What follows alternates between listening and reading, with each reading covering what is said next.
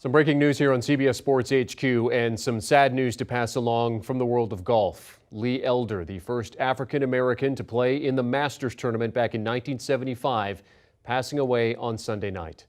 Elder endured death threats in the lead up to that Masters tournament, and he would miss the cut, but he played at Augusta 5 more times, finishing in the top 20 twice. 46 years after making history at Augusta, he was an honorary starter for the 2021 Masters along with Gary Player and Jack Nicklaus in an emotional ceremony. Elder also made history as the first black player in the Ryder Cup when he played for the USA in 1979, which he said was the proudest accomplishment of his career. Overall, he played in 448 tournaments on the PGA Tour, winning 4 times. Lee Elder was 87 years old. For more on Elder, let's now bring in CBS Sports Golf Analyst Doug Bell. Doug, a sad day for the PGA and for the world of golf. Now, you knew Lee Elder. For younger golf fans who may not be that familiar with him, what should they know? Well, what a great man Lee Elder was. What a great sense of humor. What a prideful man he was. Born in Dallas, Texas, one of 10 children, a self-taught golfer. His first wife, by the way, was his agent as he embarked on a professional golfing career. And that led ultimately to what you talked about, being the first African American to play in the Masters in 1975. And what was significant about that, he won the Pensacola Open in 1974 to earn that invitation. 6 years prior to that, in 1968, in the Pensacola Open, African-American golfers, and there were 6 of them who played in the tournament that year, they had to get dressed in the parking lot. They were not allowed inside the clubhouse. So Lee Elder, throughout his career, fought racism. And that 1975 Masters, it was significant. He was on the cover of Sports Illustrated. He was so nervous because of the death threats that he received, hundreds of letters.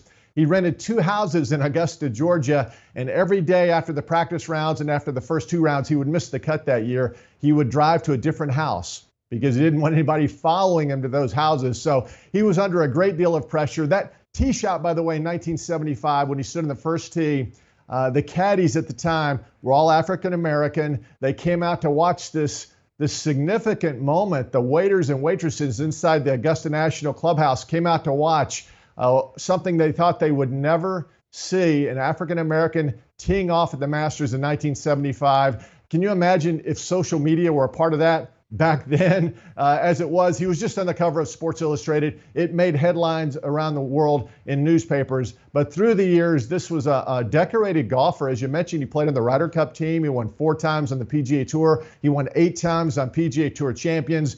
And then last year was honored, along with Jack Nicklaus and Gary Player, to be the honorary starter at the Masters.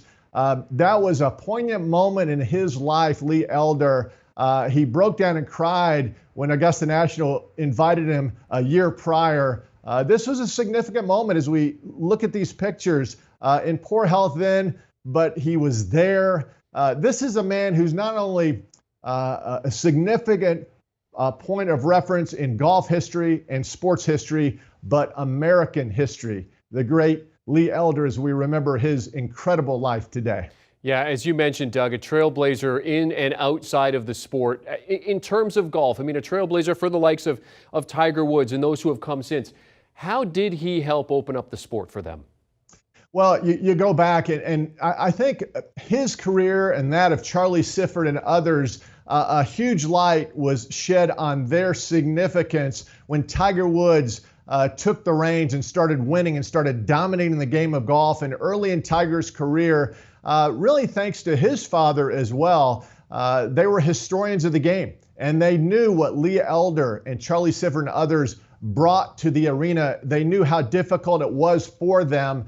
And I think Tiger Woods, again, give Tiger a lot of credit for shedding light on the career of Lee Elder and others. And let me also say this, Lee Elder always fought the cause. In 1990, there were 4 PGA Touring professionals who went to Sun City, South Africa to play in a big money event there. Apartheid was still part of South Africa then. And Lee Elder stood strong and said, this is not right. They should not be going there. So he fought the good fight up until the very end. And I know Lee Elder I know he was very happy with where this game has gone, and he's hoping now, obviously, it takes another step forward.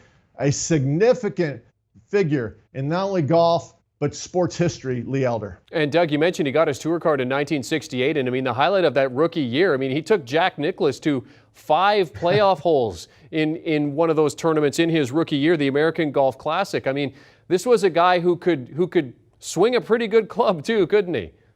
He was a good player. He really, really was. Again, when you win 4 times on the PGA Tour, 8 times on PGA Tour champions, on a Ryder Cup team, you're doing something. You know, Lee Elder, we think of him as this kind, funny, elderly gentleman, but when he played, he had a lot of moxie.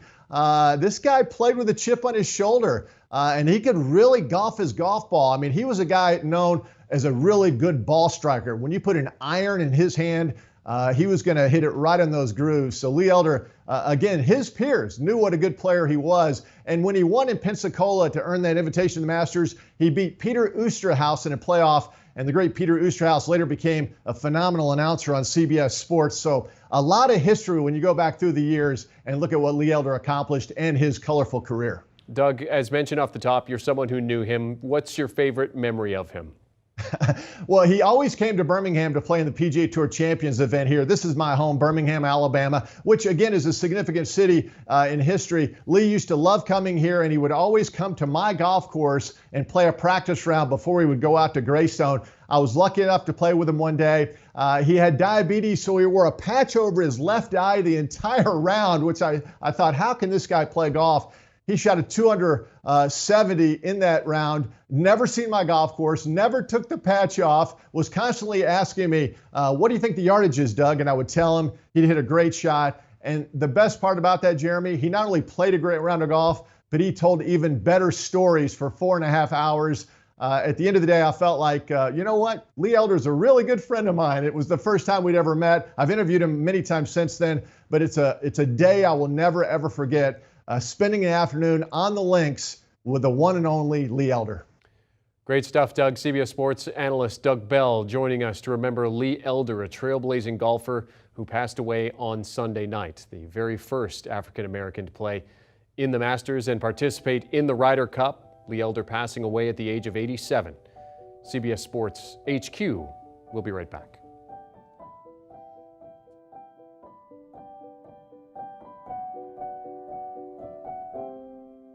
Do you want a sports network that delivers everything that matters about the game? The highlights, the picks, the instant analysis, no yelling, no fake debates, no politics. Hit the subscribe button and never miss a moment.